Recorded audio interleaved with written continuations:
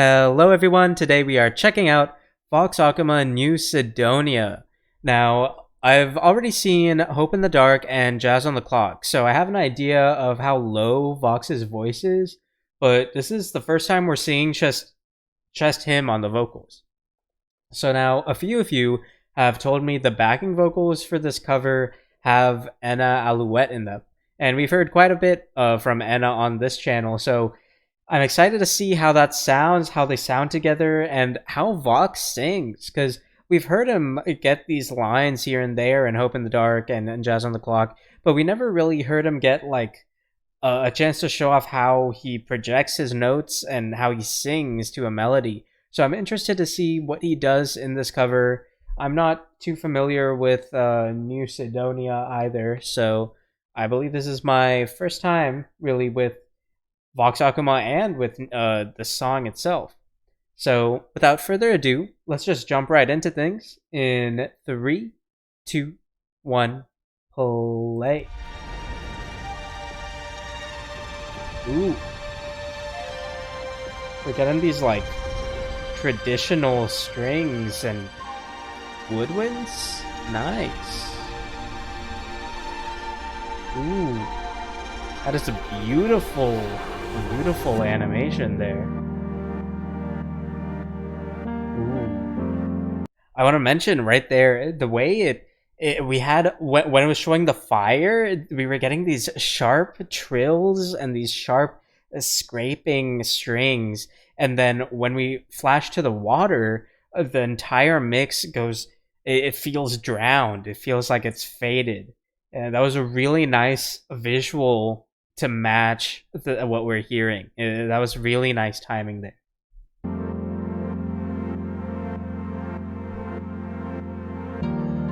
Ooh. Interesting. We're getting this that sounds like either that kind of sounds like a keyboard mimicking sort of like a string instrument, or perhaps that is just the string instrument, but it sounds a little more like a keyboard there.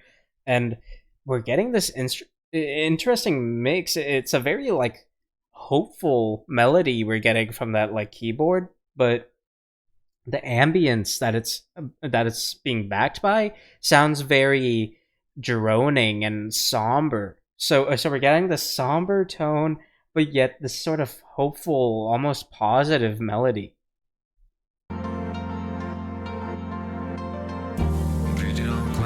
Ooh. Ooh. Interesting.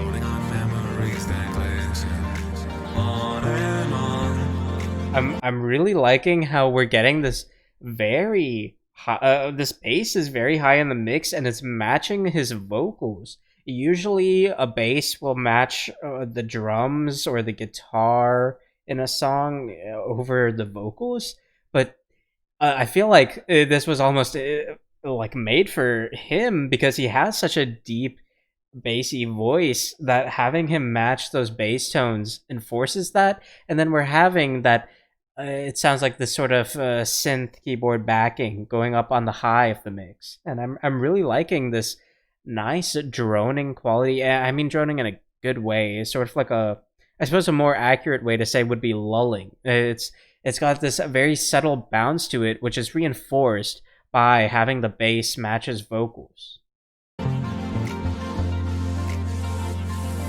Like even there, you can hear that synth swelling.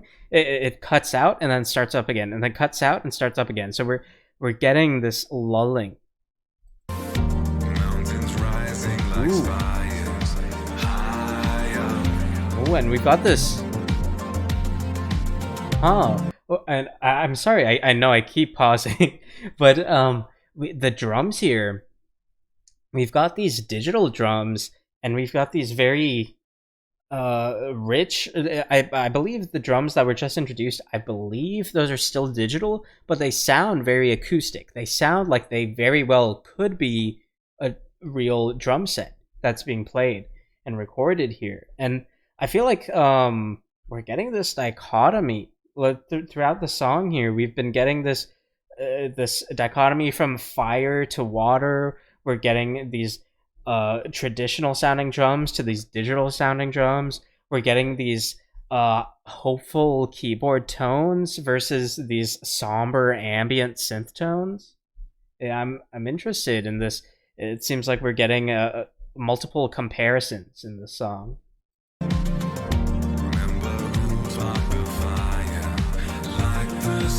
Ooh, I like that vocal layering there.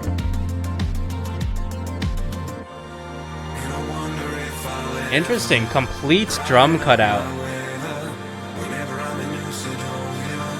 I'm really liking that. We're getting even more vocal layering. The drum's completely cut out, and now we're getting this. It sounds like digital strings that are going up high, while he kind of fills up the mix with just his voice. I'm really liking how that sounds, and I have to say, I haven't heard Vox really sing at all aside from his lines and his group songs. So I'm really liking his voice. He has pretty good pitch control, but obviously the song isn't really like showing off a crazy range or anything, so I can't say too much because I don't know the extent of his capabilities. But he obviously has a very steady voice. He can control his voice very well. There obviously is some effect on his voice, but I think that's just for the aesthetic. I think he obviously doesn't need the effect. Ooh, and you can hear there's a vocal track in the back of the mix, and I think that was Enna, because some of you told me that Enna did some backing vocals, not booking backles, backing vocals for this cover. I think I heard her right there. We had her up high in the mix.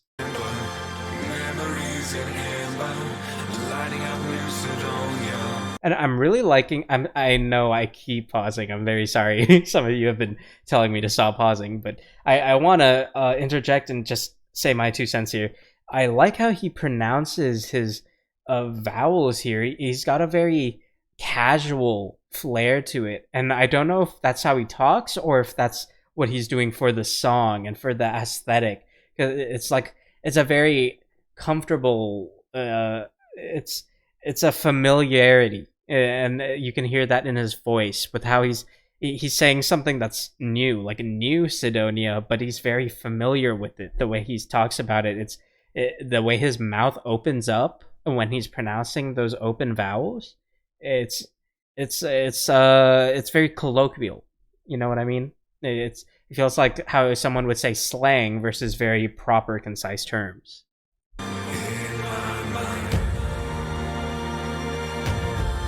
Ooh, and we can hear more of Enna here. And we're getting these dramatic orchestral drums.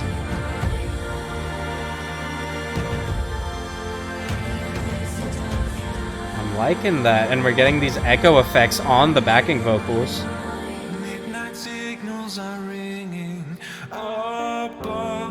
Ooh, oh, that sounds so good. We are ready and willing to feel love. Ooh, this guy's got like a he's got like a John Legend voice. I haven't heard that much from John Legend, but what I have heard from him reminds me very much of Vox's voice here. It's a deep voice, but he's got range. Like here, I wasn't sure too much about his range earlier because weren't getting much of it. It was kind of like a similar pitch, but here we're getting him showing off that range, showing off that vocal control. And I know there's like effect on his voice, obviously, but despite the effect, it's the way he can project his voice, even when he's not necessarily putting intensity to it. To be able to project that and put emotion when there isn't a massive variation in pitch or intensity in the lyrics, that takes some serious skill and know-how regarding someone's voice. I mean, to be able to do that with your voice and know how to apply your voice like that, that's very impressive from Vox.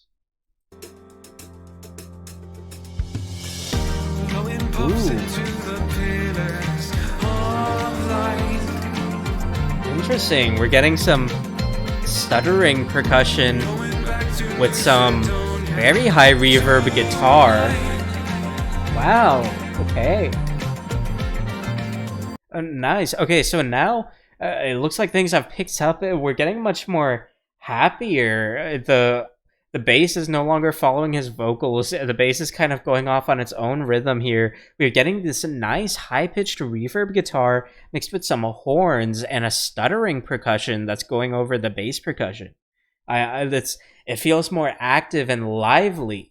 And I'm liking how you can hear that in his voice as well. His voice isn't going overly excited or anything, but you can hear it swelling. He's projecting more. His voice is, he feels stronger. Before it was more like it felt a little somber, emotional. Now it feels more confident and hopeful, matching the sort of the keyboard melody we had at the very beginning. And I'm really liking that.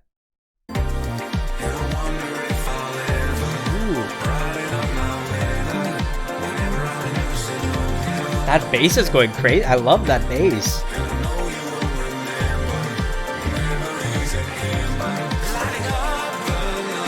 Ooh. It's very interesting here. Before we were getting him singing on these bass tones and the bass was matching him. Now it feels like he's gone to these mid to high tones and the bass is just doing its own thing in the mix. I'm really liking this song and Vox's voice. It's a perfect song for him. The way he controls his projection. It's the way he manipulates how he's projecting his voice. It sounds like he's manipulating the pitch more than he is, even though he is, showing off very, very impressive pitch control. It's the projection that's really catching me because he's putting so much emotion into things without having to go ridiculously high or super low or adding sort of any of these natural effects, sort of like vocal fry or straining his throat.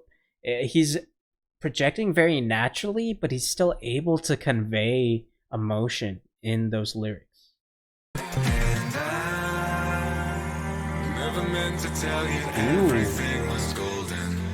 Oh, I like that.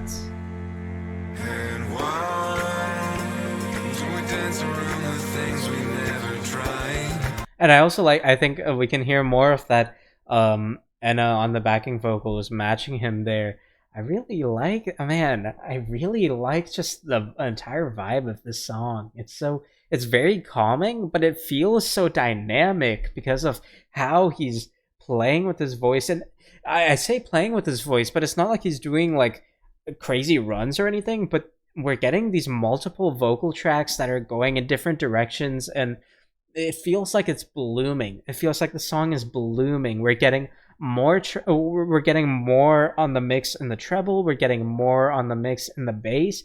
The bass is getting more livelier. He's going through those midtones and then splitting because we're getting him singing up high more, as well as we're getting him sort of speaking down low more as well. We opened up earlier with this, so it seems like we're sort of at a second half of the song. Before we were very like dark, negative, and now we're more happy, positive, light, and we're getting that in his voice because it started out with just him on the midtones, and now he's doing more of the bass tones, as well as still having that lively bass supporting him, and he's also going up high while also having his up high vocals supported by an even higher backing vocal from Enna.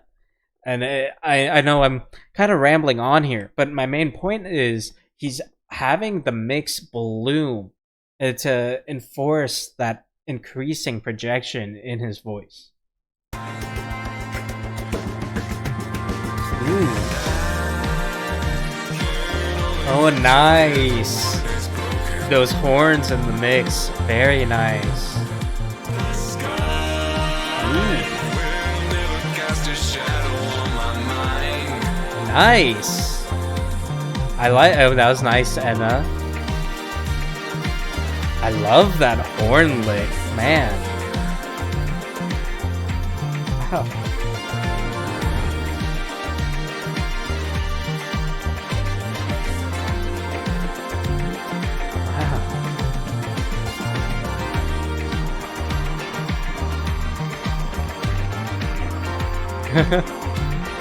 Nice.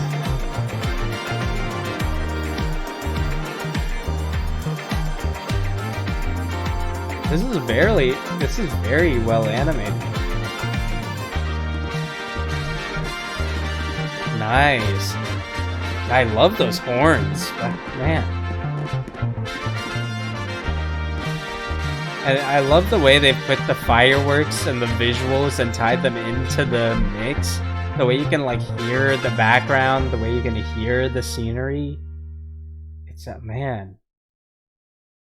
Alright, that was New Cydonia from Vox Akuma. Man, I really like how his voice sounds and the way he's got these multiple vocal tracks as well as Enna's backing vocals.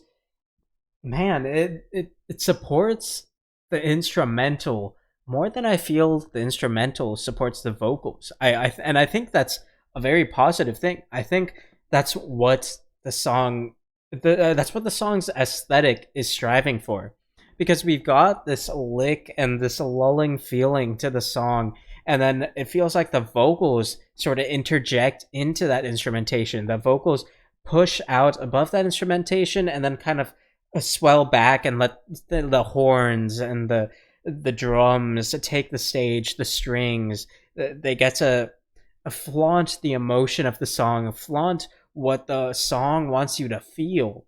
And then the vocals again interject. We've got these backing vocals looping over, and well, not necessarily looping. We've got unique inflection each time the backing vocals go on, but the lyrics are looping.